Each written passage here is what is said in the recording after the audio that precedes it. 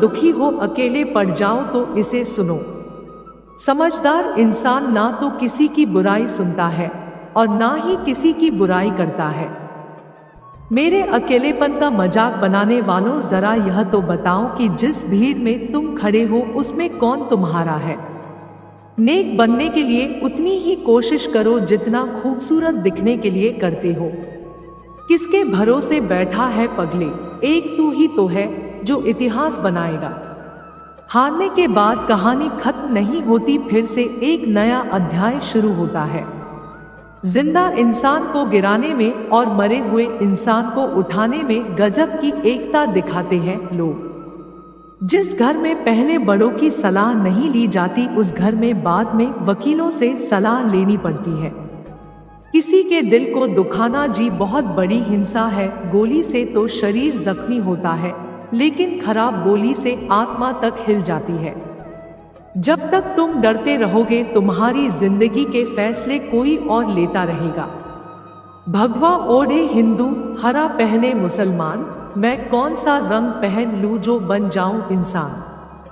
वक्त और अपने जब दोनों एक साथ चोट पहुंचाए तो इंसान बाहर से ही नहीं अंदर से भी टूट जाता है। रिश्ते तोड़ने तो नहीं चाहिए, लेकिन जहां कदर ना हो वहां निभाने भी नहीं चाहिए। जब हम बड़े हो जाते हैं तो हमें पेंसिल के बदले पर कलम दे दिया जाता है, क्योंकि हम समझ जाएं कि अब हमारी गलतियों को मिटाना अब आसान नहीं है।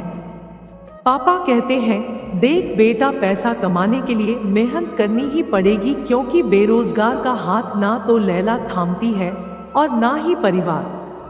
रात रात भर जागकर पढ़ना शुरू कर दो, क्योंकि किस्मत के सितारे तभी चमकेंगे जब नींद अधूरी रहेगी। दौलत की भूख ऐसी लगी कि कमाने निकल गए। जब दौलत मिली तो हाथ से रिश्ते निकल गए।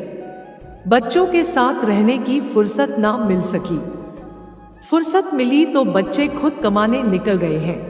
एक छोटी सी चींटी आपके पैर को काट सकती है, पर आप उसके पैर को नहीं काट सकते। इसलिए जीवन में किसी को छोटा ना समझे, वह जो कर सकता है शायद आप ना कर पाए। ऊपर चढ़ना कठिन होता है, लेकिन ऊपर से नजारा भी अलग होता।